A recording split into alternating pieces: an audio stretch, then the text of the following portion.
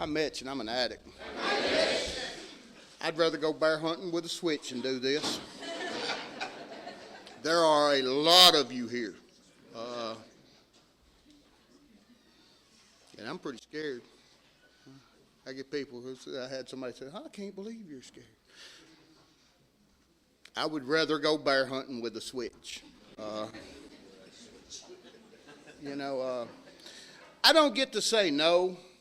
That's one of the things about this. This ain't something I wanted to do. It's not like I was one of them bouncing up and down, pick me, pick me. I wasn't one of them. Trust me, I like being kind of in the background and, I share the meeting and maybe chair a meeting and not know all of you. And sure as hell not have all of you know me.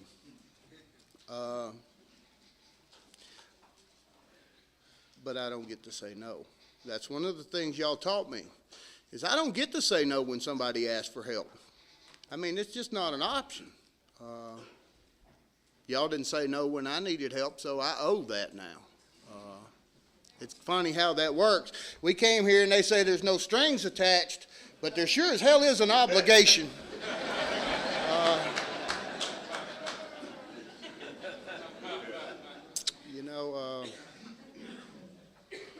I love Narcotics Anonymous. I got clean November 20th, 1992, and I moved to Youngstown in July of 1993 with 7 months clean. I don't recommend that. It worked, barely. I went to meetings and they prayed different, and up here they were still saying the Lord's Prayer, and where I come from, that is a religious, specific prayer, and it has no place in our meetings. And I get up here, and they're saying that, and I'm going, you guys are screwed up. And you ain't doing the readings in the right order, and how can y'all be recovering? And after a few months of being miserable and out of the loop and trying to fix them, I went in one day and go, y'all talk funny, but I need help.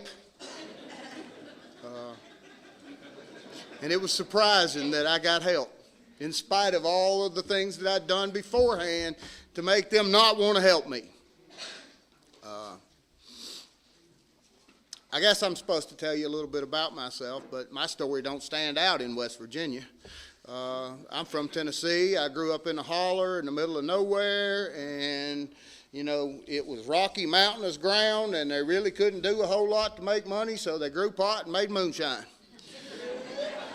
What we did. I mean, the old farmers that didn't use it, they did it. Everybody did it. It was just what we did, how we grew up. But we wasn't ever doing none of them drugs.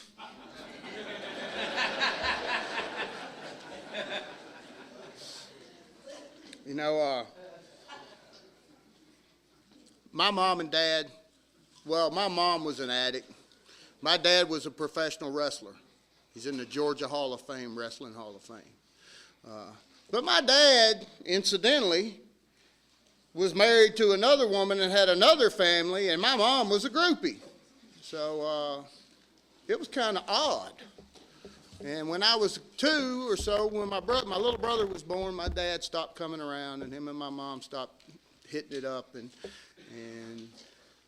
I was probably 5 or 6. My mom married my stepdad, and he was the only dad I ever knew. I don't remember my real dad. I met him when I was 28. I wasn't that impressed. Was. But my real dad, my real dad, and from this point forward, I will refer to my stepfather as my real dad, because I adopted my kids, and my real dad was the man that raised me and loved me in spite of all the shit I did. And even when it wasn't going good between him and my mom, he stayed in my life. My stepdad stayed in my life more than my mother throughout the course of my lifetime, and his family. So when I tell you about the Murphys, and that's my clan, that's my clan. That's where I come from. I just found out at a family reunion last year that the Murphys, I always knew my dad and all his brothers and sisters could, or not all his sisters, but all of his brothers, all of them drove hot rods all the time. And I never knew the reason for that until last year at a family reunion when they were talking about my grandfather that I don't remember was a moonshiner. And all the boys ran for it. So they had a whole fleet of cars. But I remember growing up, and there was cars in the weeds that had been just scrapped. You know, they'd pull them, once they were done, they'd pull them over and shoot bullet holes in them and shit. Told you, it ain't much different in West Virginia.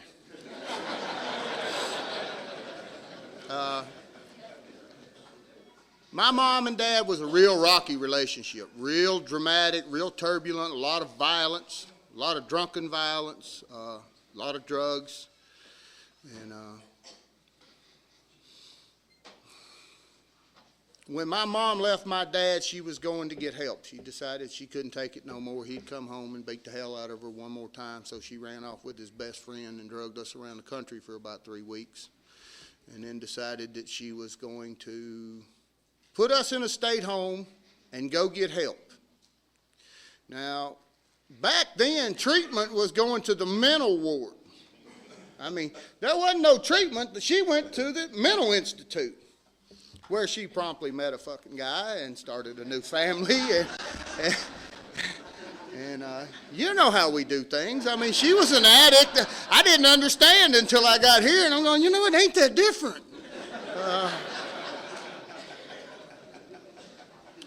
But she met this guy. He was an orderly there or something, and it cost him his job, and they ran off. And incidentally, they ran off to West Virginia. They lived up here the rest of my life, or the rest of her life. I saw her a couple of times after they came to West Virginia. But my dad stayed in my life. You know, and all of his mom and his sisters and brothers and all of them were in my life. Matter of fact, his oldest sister is 80-something years old, and she's still the one more trip I've got to make to Tennessee, you know, for a funeral.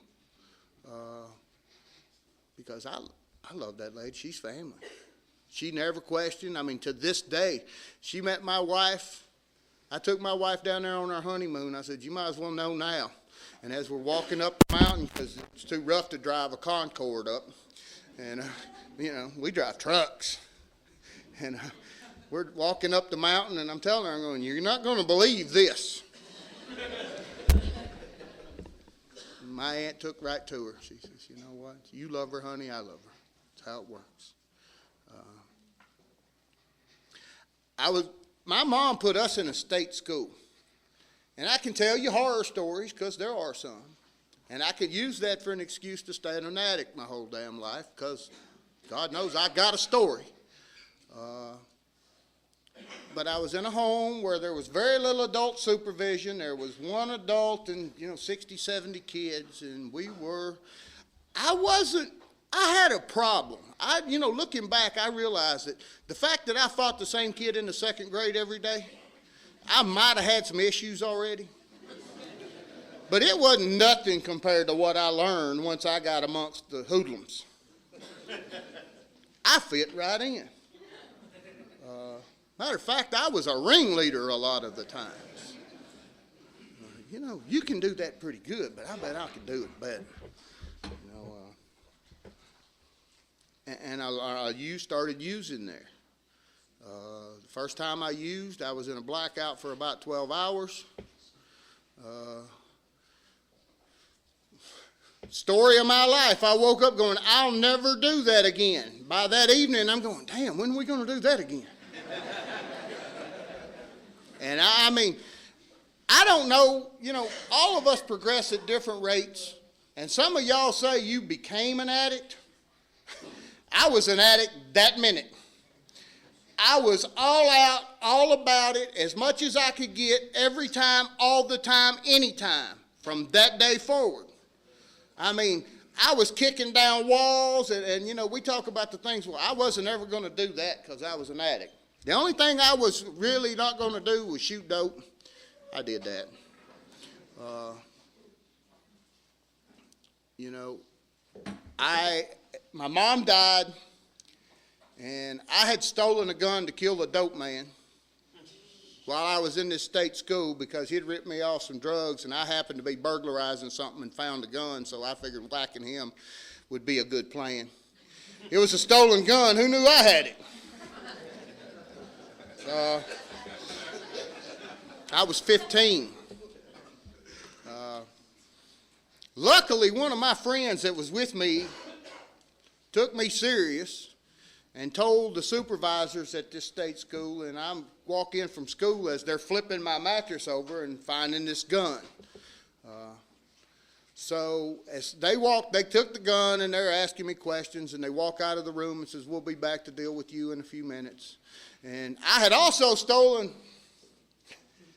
probably $400 worth of change the same time I stole the gun. I grabbed my big ass bag of change and left.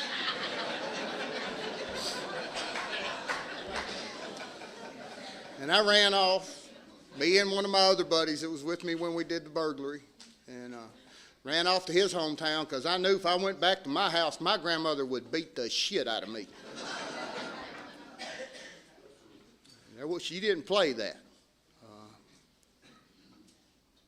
So we went and stayed at his house, and we lived on the creek bank, and his older sister was helping us out, and her hippie boyfriend was hooking us up with dope, and they'd bring us food, and we lived on the creek bank, and we were burglarizing the houses around there because God knows it's hard to find you in the middle of nowhere where there's 6 houses. You know, it's not hard to pick out who's doing that. And they found us on the creek bank. Actually, they didn't. They almost found us on the creek bank, and we was already out of money. And we kind of decided that we wanted to go back, so we went and found his sister and asked her to take us back to the state school. And she took us and dropped us off. And my grandmother came down, and she says, "Are you really that unhappy here?" And I said, "Yes, I am." And she got me out of there. She took me and my brother home. That woman taught me everything I know about unconditional love, because trust me, I was in the full throes of active addiction at 15 years old. I mean, I just told you I was already ready to shoot the dope man. She took me home like I was a normal child and expected me to act like a normal child. And I'm ashamed to say she was disappointed. But she was disappointed because, you know, I moved to Hickville. I mean, the state school was in Nashville, so I was a city boy, and I had an earring and long hair, and I moved out into the country where that was not acceptable yet. You know, them boys chewed tobacco and hauled hay. And I remember walking down the hall and hearing one of the football players whispering, "We got a fucking hippie." And I hated hippies. You know, it was funny because I played some sports, but, you know, the drugs got in the way of that pretty quick. But I was always athletic and always in pretty good shape. Was a pretty decent brawler. I was good in a small town nowhere where, you know, they don't fight for a living. Big fish in a small pond. So I kind of developed a reputation. Everybody left me alone, and I was okay.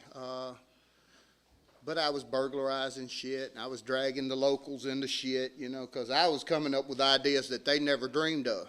You know, I looked at their little drugstore and go, you know, there's not even a fucking burglar alarm on that place. What the hell?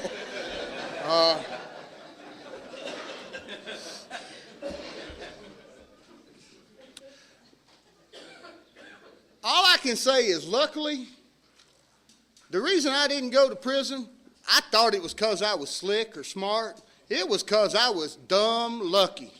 Because I was standing in a drugstore when the police did the rounds, and I'm hiding behind the shelves, and luckily I didn't knock the window out. I caved the roof in and went through the roof.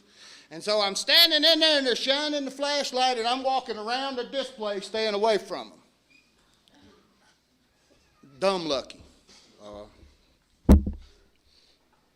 My grandmother was disappointed when I got kicked out of high school because they wouldn't put up with my shit. And I had to move to Nashville to finish school because they wouldn't even let me back in there. You're trouble. We had enough.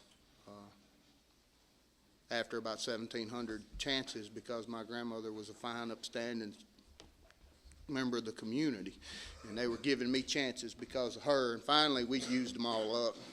You know, funny how I use people up. I went back to Nashville and stayed with my aunt, got my degree. In the meantime, I had inherited some money because my grandfather had died, and my great-grandparents on my mom's side had money. Well, they didn't have money. They had a lot of land, which in West Virginia and Tennessee, that's money. So we had a chunk of land that was given to us. They split the big farms up between the kids, and we got one of them. And when my grandfather died, my grandmother had to sell it and split it up where she took half and split the other half between all of the kids. And with my mom being dead, my brother and I got our cut. So I had this money, and I didn't get a GED, I actually got a diploma, but I graduated high school, and I come back home, and I right away met these guys from Youngstown, Ohio, because I have to bring this in, or you don't ever understand how I got here. I met these two guys from Youngstown, Ohio. They had a cousin that owned a package store that I'd been buying beer in since I was 15 years old. And they had come down to buy this package store off of him. And they invited me to join in because I had some money. It was a great investment for a minute. We had it open, after we took it over from George, we had it for 9 months. And then it mysteriously burned down for insurance. Here's the kicker. We were not just, because, I don't know how the laws are here in PA or anywhere else because it don't matter anymore. It's been a long time since it mattered to me when they sell beer or any of that shit. But in Tennessee, at that time, I was in a dry county. We could only sell takeout beer. We had false walls in the cooler, and we were bootlegging moonshine. And then we had this briefcase underneath the counter. We'd pop it open, show you whatever. We had this stuff. We were making money hand over fist. But you can't let foxes guard the hen house. We would leave with a wad of cash and lose it or use it or spend it or, it didn't take us 9 months. We run it to the ground. A successful business we destroyed.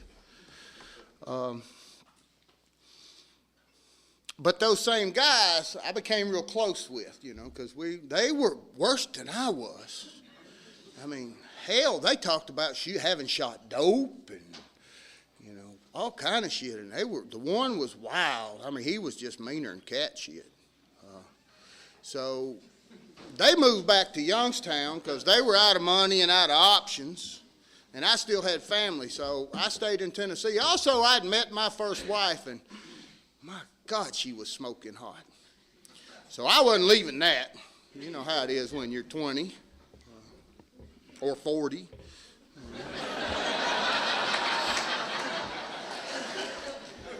I was not leaving that under any circumstances. So they went back to Youngstown, and I got married, and we stayed married for about 6 months, and then we couldn't fucking hate each other. We couldn't stand each other. And the funny thing is if you're not aware of it yet, stalking's not dating. She would chase me all over the country. I would go all over the place trying to get away from her, and she would chase me, trying to get me back. And finally, I'd give up and go, okay, and she'd leave. So then I'd chase her all over the damn country, trying to get her back, wanting to know what she's doing. This went on for maybe a year, and finally I gave up. Went to Youngstown to live.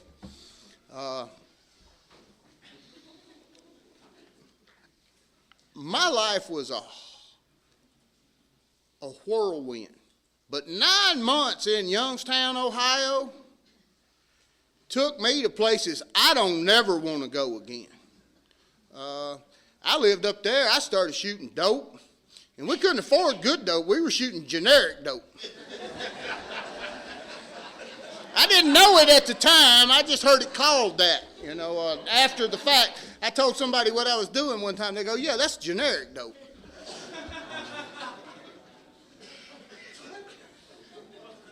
We were drinking some rot gut shit and doing that. And about 9 months, my roommate was the guy that I was telling you that was meeting his cat shit. Well, just as a side note, he's now in prison for killing his roommate. And I wasn't the one, luckily. But him and I had a fight, and I mean, it was a brawl. And I woke up, I was beat all to hell. I mean, I could hold my own, but I couldn't beat him, so I was, if I won, it was bad, and it was bad. I woke up beat all to hell. I can't live this way anymore, and I called home, and I said, I need to come home. I need some help. I got a problem. And my family, because I don't know that I believe addiction is genetic. Because in my family, there is people that don't, never did, never will, use socially, never had a problem, and there's other of us that died 30. I mean, and it seems like there's a fine line. It's just those all die early, and those all live forever. But the ones that loved me and cared about me said, come home, we'll see what we can do. And I went and stayed with my aunt, and she told me I needed to get into treatment because, I came home to do it by myself, and it wasn't working. So I got into treatment, and they promptly kicked my ass out because I was trying to start a riot.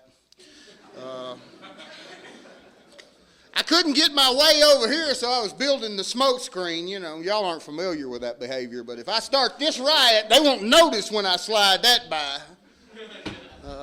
Well, they noticed, and they asked me to leave right now. And I left, and I left there and told them I would never use again. I would show them they were wrong.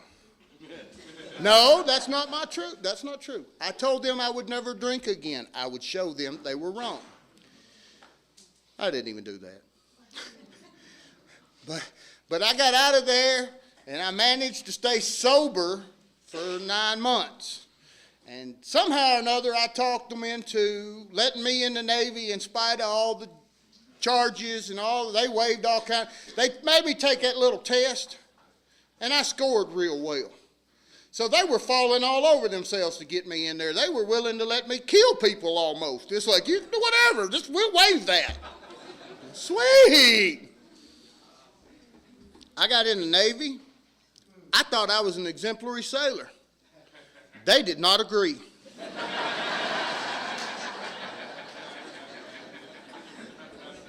And they asked me to leave too.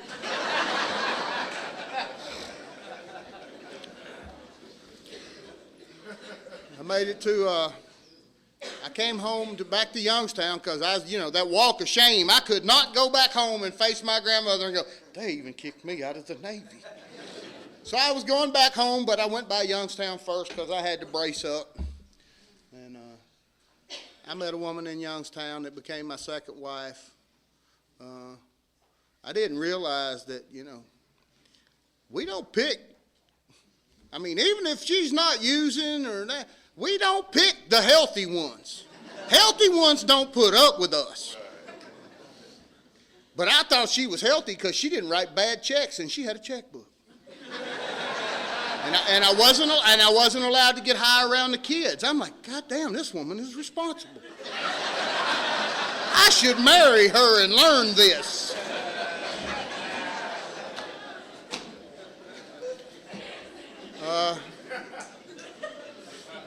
That didn't work out so good. But I did stay married to her for 17 years till the kids were grown. I ended up adopting those children. Their dad, they knew their dad, but he didn't pay for them. He didn't, and if any of you struggle with the idea that you got stepchildren and you're not appreciated or any of that, just hold true to the fact that they'll know eventually. They grow up, and they don't grow up stupid. He wouldn't pay child support. He wouldn't keep the medical insurance on him he was required. He was a deadbeat dad by the law. I had them on my insurance. They were always fed. They were always clothed. They were always mine. Because I knew it was a package deal. I knew it was a package deal when I took it on. I adopted those children. I gave those girls away when they got married. You ask them who their dad is, there's that guy, and that's my dad, and they point at me. That all happened just before I got clean.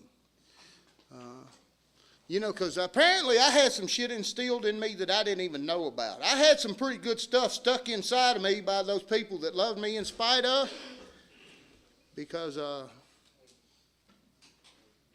I did some things that weren't terrible when I was using. I did adopt my children. Actually, when I married this girl, we went back to Tennessee because God knows I was using in Youngstown and we weren't making it. And I went back to Tennessee and I got a job and I went to work and I worked every day like I had the work ethic that I was born with, because I came from my grandmother, my grandfather. And you have to remember, my grandmother raised me because my mom wasn't around. My grandmother ran a farm and worked in second shift in a rubber plant. And she raised 13 kids by herself. My grandfather was a deadbeat dad that went out and worked construction, union construction jobs, making all kinds of money all over the country and not sending none home. He only came home when he was out of money and out of work. She raised us all. So you don't miss work under any circumstances. Unless you lopped off a finger, you can patch a cut up and get busy.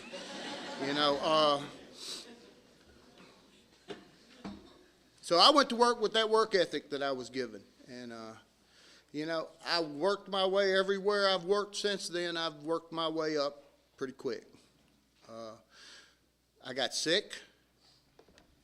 I changed jobs, and, I didn't tell you to. One of the jobs that I took just before I got clean was I was working in a paper stockyard where we recycle paper, and we were embezzling everything that wasn't. We were stealing. I was in cahoots with the manager, plant manager, and we were stealing everything that wasn't tied down. We were selling truckloads of material for cash and splitting the money. I had keys. I'd go in the middle of the night, load the truck, grab the money envelope, send the truck pack, and lock the place up, and then show up at work at 7 like nothing ever happened. We had a falling out, and I left, and he got hit. And he got hit hard. And he never dragged me into it. I was kind of pleased about that. But when I got clean, I felt the need to go tell, we talk about we need to make amends and we need to make all the shit we've done right. I was going to go make it all right. And they go, you're out of your fucking mind. You got a family. You got a wife and kids. We do not want to raise your kids for you. Get your ass to work, stop stealing, and raise your kids. That's your amends. I can do that. I like that a lot better than jail, actually. But I was willing. That's the lengths I was willing to go to when I got here. I got sick and pretty much could get anything I wanted because I was respectable. Somewhere in all of this, I think about the military. I learned that if I cut my hair and acted respectable, I could get any damn thing I wanted. And then I got a muscle disease that don't hurt, but I could go, damn, it's hurting right there. And they'd just write me prescriptions, boy. And I'd go, ooh. It was bad for me. That's about the time I got clean.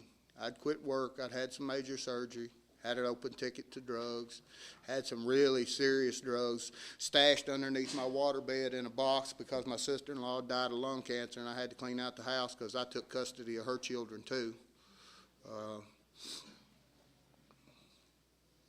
And I took on 2 more teenagers. I got clean with 5 teenagers in the house. So you can get clean under just about any fucking circumstances.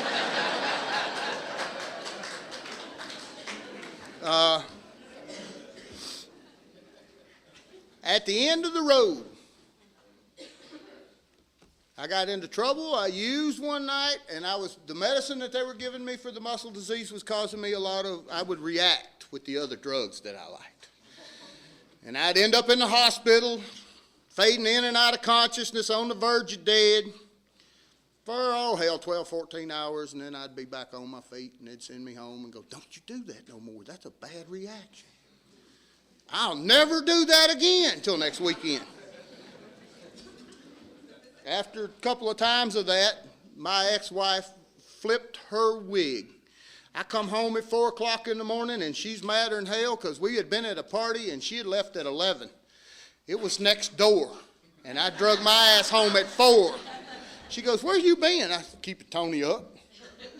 And she was mad, and I couldn't understand it. The next morning when I wasn't so cloudy, I understood a little bit, but I still didn't know what all the fuss was about. So I resorted to something I'd been using for 10 years, because I told you I went to treatment when I was 22, 23 years old, before the military. And now, by then, that was probably 7 or 8 years before that. And every time I'd get my ass in a jackpot, from that day forward, I'd go, I got this problem, and I got to go to these meetings. And then they'd leave me alone after a couple of meetings, and, the judge would drop the charges, or, she'd stop bitching, or the boss would stop being pissed off, and I'd write back at what I did. And when I told her, I said, I need to go to those meetings. She goes, you use that all the time. I'm sick of that. Y'all know how we are. I'll show that bitch. I went to meetings just to spite her. I didn't use, and I went to meetings. The first 30 days I was clean, I went to 4 or 5 meetings. I pretended I went to more, but I didn't actually go to meetings. I'd go sit in the parking lot and shit, because I didn't go use, but I just didn't want to go in there with all you crazy fuckers. I mean, y'all were talking about God and praying on your knees and just crazy shit.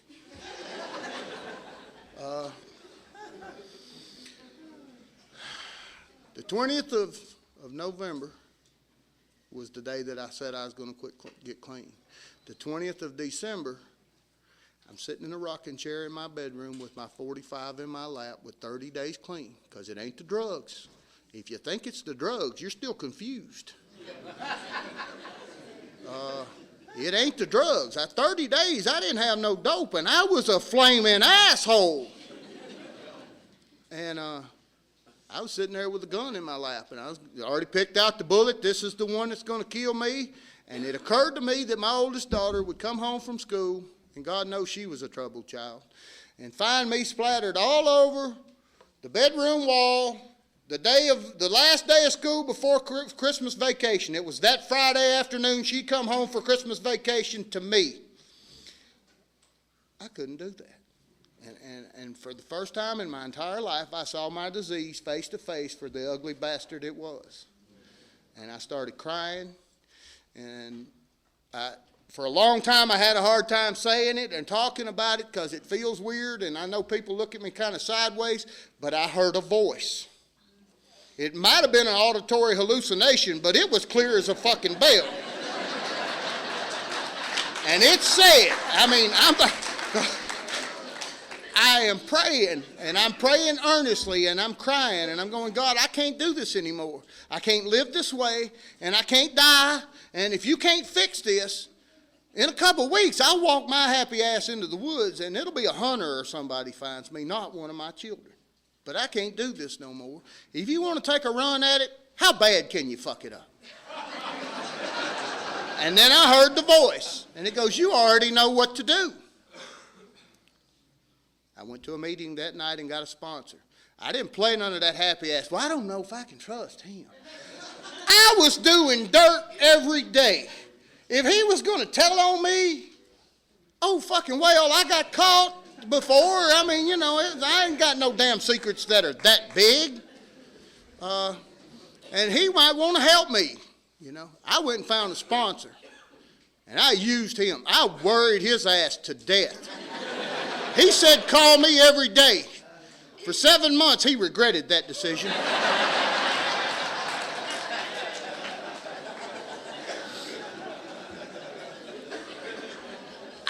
go get, if you can't tell, I'm a little rough around the edges.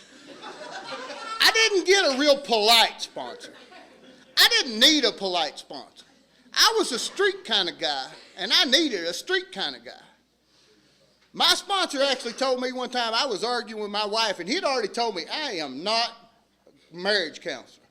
But I was arguing with my wife at the time, and I run in and call him on the phone, and I go, this is my side, and that's her side, and am I right or am I wrong? He said, shut the fuck up and go apologize. I said, but you. He goes, no. He says, if you was right, you'd still be in there screaming. You're in here trying to get me to co-sign your bullshit. Go apologize.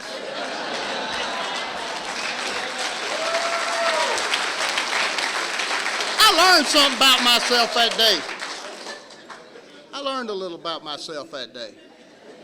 I want you to co-sign my bullshit. I didn't speak to him for a few days. He was a rotten bastard, boy.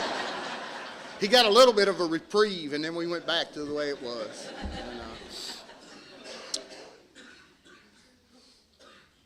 I kept bugging him. Oh, Jimmy, let me work steps. Jimmy, let me work steps. Come on, I want to work steps. Yeah, because I was on fire, brother. I'm telling you, I wanted something different. There wasn't no jokes.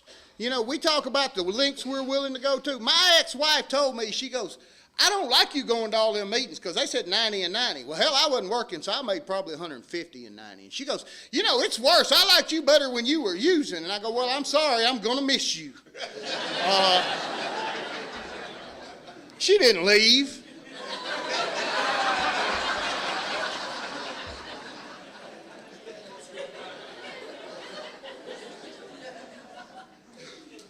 I wanted to work steps. I said, Jimmy, let me work steps. He goes, you can't work steps. You don't even know who the hell you are or where you are. He says, you ain't even clear yet. But I ain't used in 30, 40 days now. Come on, let me work some steps. He said, I want you to just get a notebook and write 10 minutes a day. That put the cowboy. Hit the brakes. I don't want to write. But he told me to do it for 10 minutes a day, and I started, and I really did start, and I started writing in earnest, and I wrote probably a couple of notebooks of shit before he'd ever let me start on the steps. But it cleared a whole lot of crap out of the way so that when I got to the steps, I got right to the steps. Because I wrote, 30 days clean, we're talking, writing, thinking, drivel.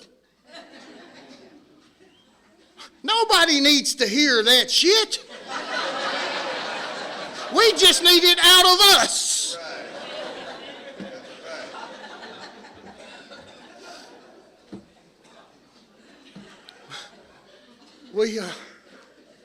I moved to Youngstown with 7 months clean, and it was hard. But I found true friends. Bill was one of the first people I met in Youngstown. Greg Y was one of the first people I met in Youngstown. And the funniest thing about it is when I would tell them how screwed up their meetings were and their service was, they would put their arm around me and go, well, why don't you join this home group and help us get it straightened out? I got involved in H&I because my sponsor in Tennessee was real involved in H&I, and hell, from the very beginning, he dragged my ass around. Sit down, shut up, don't say nothing, but you're going to watch. Okay, whatever you say. I knew I couldn't make good decisions, and he'd been clean a couple years, so I'm pretty sure he was better at it than I was. I did what I was told. But I don't want you to believe for a minute that I trusted him implicitly, because everything he told me, I checked with people. I still do that. If you give me advice, I trust you. I love your advice. I may trust you implicitly. But you rest assured, I'm going to talk to some other people, because you ain't fucking me up.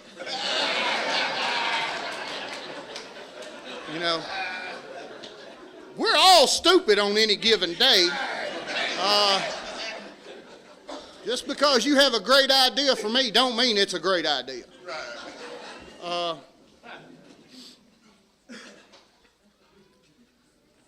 started working the steps I started in Tennessee, and then I got up to Youngstown and was 7 months clean, and I started working with Greg, and Greg says, you got a year coming up, and you should be done with the 4-step in a year so you can share.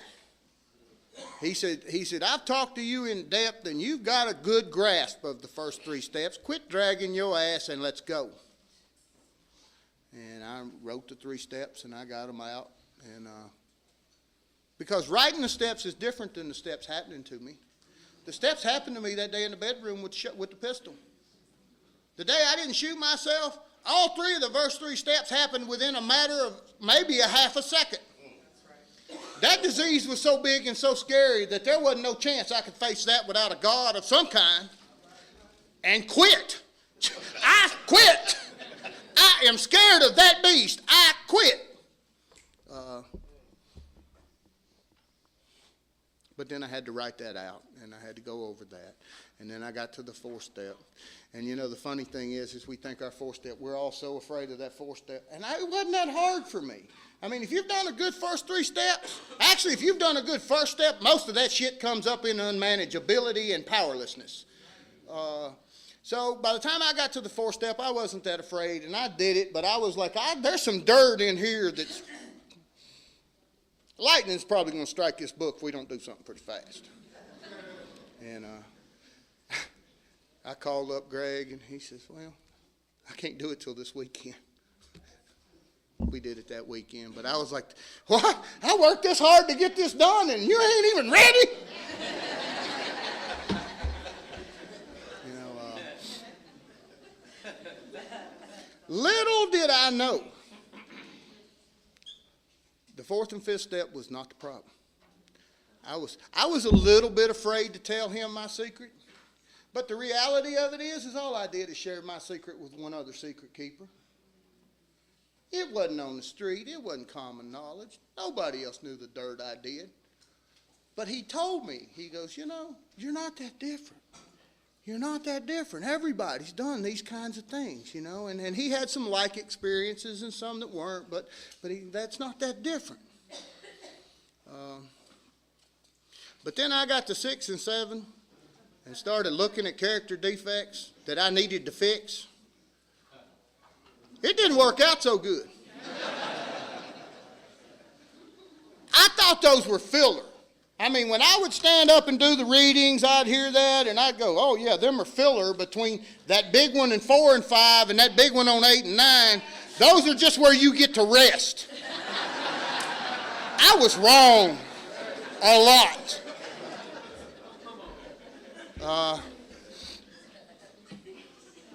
I would beg. I just need relief. Why can't I get this? Greg would go, you're right where you're supposed to be. That's not where I want to fucking be. My wife asked me one time, she goes, what does your sponsor say about this? I said, he says I'm right where I'm supposed to be. She says, well, you're going to have to be somewhere else if you don't do something different pretty quick.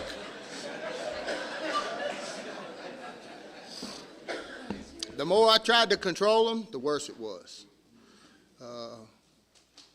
You know, I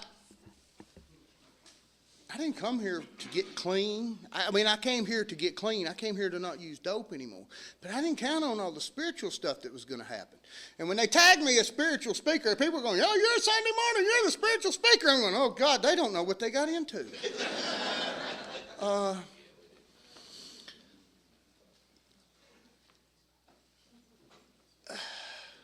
I developed a spiritual relationship. Y'all taught me how to do that. I learned some things. I learned things, amazing things from you that are stupid simple. I was scared to death this morning. Somebody asked me yesterday, are you scared? I went, nope.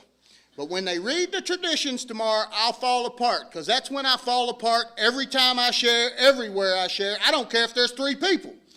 I'm afraid to talk to y'all because you might reject me, or you might even find out who I am and not like me. If you ask me outside, I'll tell you I don't give a fuck if you like me. But that's not the truth. That's not the truth. If it was the truth, I wouldn't be sweating right now.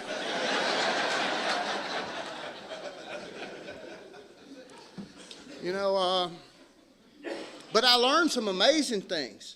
Somebody told me one time, because If y'all, those of you that have known me for any length of time, and well, any of you that have been watching for the last half hour, I'm kind of animated and hyper, and it's better now, trust me.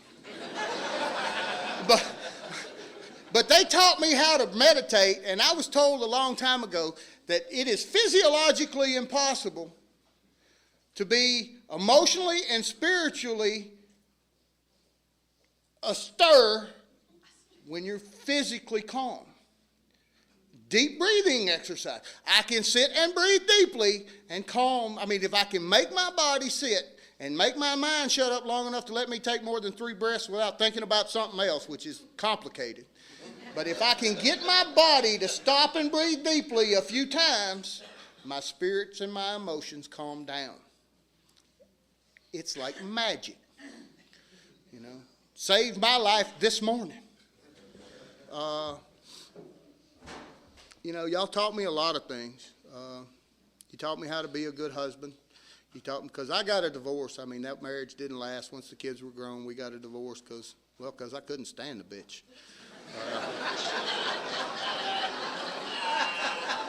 There ain't enough steps on earth. I worked through the steps twice. I worked through the steps, and then I worked through the steps again, and I got to the end, and I go, you know, there ain't enough steps on earth to live with unacceptable behavior.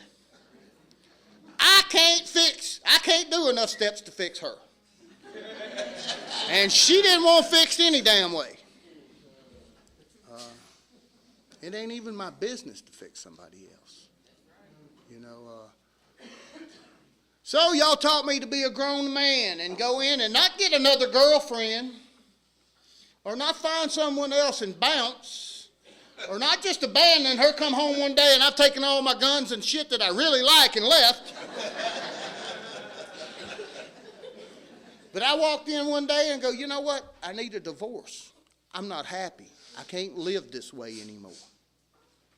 And I'd like to tell you that was a great and spiritual thing, but the honesty of it is I was ashamed of the way I treated her for the last couple years. Because, you know what? I was abusive. I didn't hit her. I didn't yell at her. I didn't even fucking talk to her. I would walk through the house and she would say hi, and I would ignore her and walk over and pet my dog. That's meaner than smacking somebody. That's fucked up. When you treat your dog better than you treat someone in your house, that's bad shit. And that was when I realized that one day, it's like, I can't do this another day. I need a divorce. And I told her that, and I got that divorce. I worked through a workbook. And actually, I told the guys before we started that divorce was coming, because that divorce happened right at the end of that workbook. 5 of us decided to do a workbook, and we did it, and it was some really deep shit. But that's where I got truly free. Because I was telling you, when I did my first 4-step, I shared my secret with some other secret keeper. When we did it with 5 guys, we pretty much got butt-ass naked in somebody's living room every Sunday afternoon.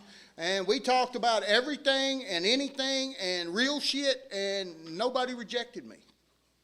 You know, it was really funny, of all the things that we're so afraid of in the 4-step, that we think we have done, and everything any of us had done in that room, 3 of us had done out of 5. Not the same 3, but there wasn't none of us unique on anything we did. That gives me hope. You know, that allows me to share from the podium, because, you know, there's some things we don't address in here because we're scared. And when we get here, this is one of the big ones. I was abused as a child. I was in a state school. I got abused. I mean, I got sexually abused regularly for a good portion of my life. I was screwed up behind that. That was my big secret. I'd rather fist fight you than tell you that. I'd probably shoot you before I'd tell you that. You know, that's just something we didn't talk about, never, to anybody, not to wives, not to friends, not to anybody. And we started working on that, and I started finding out about that, and you know what?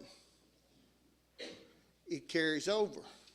Because you see, we have sexual behaviors that are from our childhood. I mean, that's where we learn to be sexual. And for a long time, I was an adult, didn't know the difference. I mean, I would sleep with guys or girls. I didn't think it was that big. Well, it was a big deal because I wouldn't tell anybody I slept with guys because that's fucked up.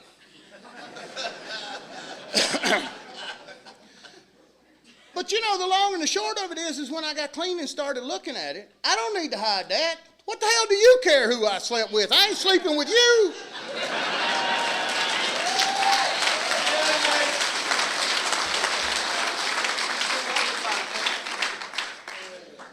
I am not gay. Not because I haven't tried, but I'm not gay because I never looked at a guy and go, I'd hit that.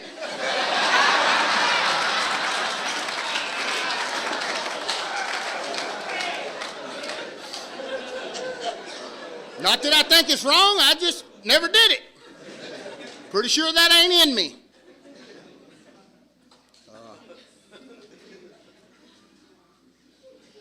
I love Narcotics Anonymous. I'm free.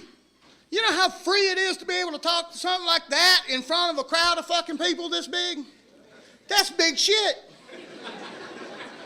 I don't do this at work.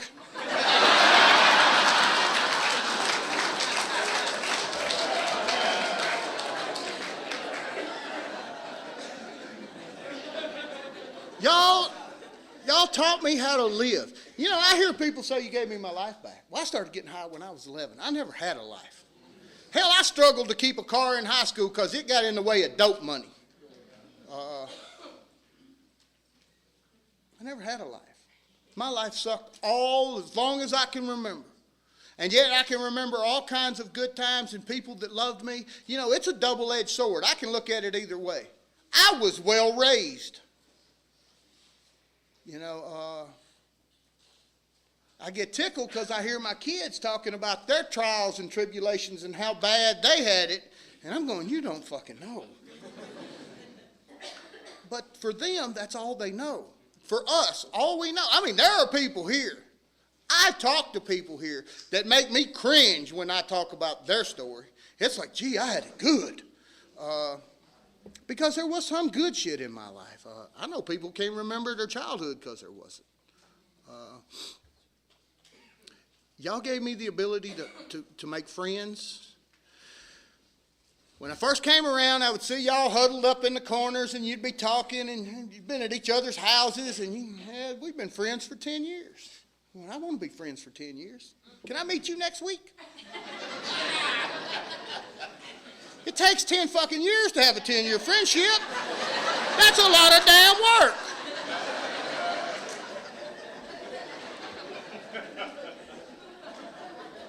I want it fast. I want it now. I want to be part of. I got 10-year friendships. I got 15-year friendships. I got people that know where I hide the key to my house in recovery. My brother got clean 3 years ago. That rocked. Because I told him one day, I said, when he first got clean, I said, brother, you don't know, I prayed your ass here. He said, you didn't get me here. I chose. Well, good for you, but I'm glad you're here. And then he told me, he goes, you needed to do that. You was a bad addict. Yeah, you was good at it. Grew up the fucking same. I was never homeless. But he thought I was. That's the fucked up thing. We think everybody else is worse than us. He thought I was worse than him, and I'd never been homeless. I raised his children and my children. But he was a bad addict. Yeah, I did was. I sucked at it. But I gave it a good run.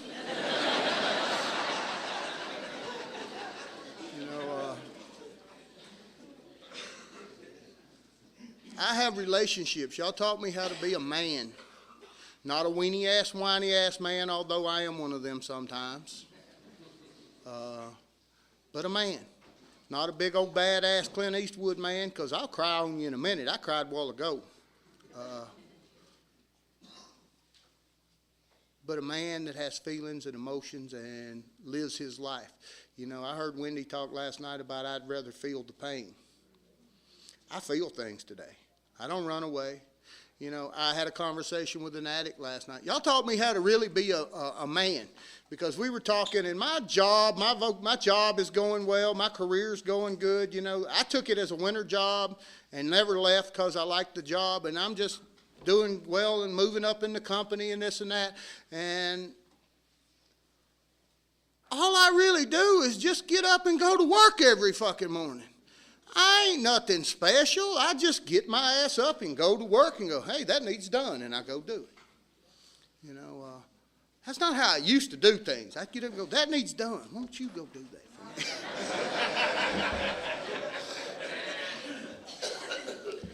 me?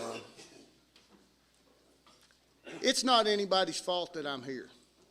You know, the other thing that y'all taught me that is invaluable to me besides a relationship with God is you made me personally responsible. The decisions I've made in my life have brought me to here. This minute, this time, right now. Some of them have sucked, but they were what it took to get here. You know, I'm grateful for every bad decision. I'm grateful for every beaten by the cops. I'm grateful for all of it, because you know what? I wouldn't be who I am without it. And a quick thing I'll close on is I have not yet figured out how to get this and keep this. Because as soon as I stop coming around and I start doing dirt, I start feeling dirt, I start acting dirt, and then I think I can whip the cops. And, you know, I start motherfucking people, and I mean, I do. I go. Street comes back on me fast.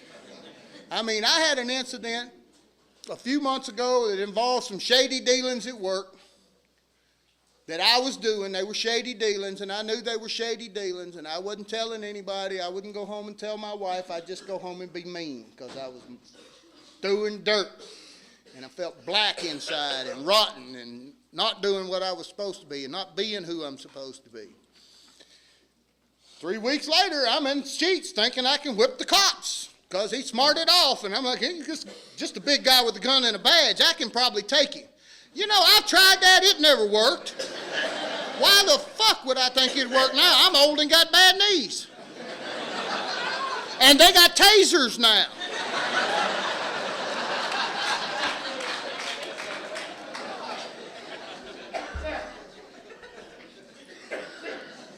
I love y'all because I didn't have to get tased. Y'all gave me an out from that. You gave me a life that I could never have dreamed of. I've got 10 grandchildren. My children kind of like me sometimes. They don't like the fact that I'm pretty honest, and you know that don't go well with what they're doing. But my grandchildren can't wait to be at my house, and I love them. It's an open door policy. We were talking because of growing up in the state school. I have some issues about food. You can't take shit off my plate. I will stab you in the fucking hand. It's mine until I tell you otherwise. Unless you're my grandchild. They can take shit out of my mouth. They can take it out of my mouth, chew it up, and give it back to me. They changed everything. You people changed everything. You gave me a life that I'd die for. Because of that, I'll keep coming back. That's all I got. Thanks.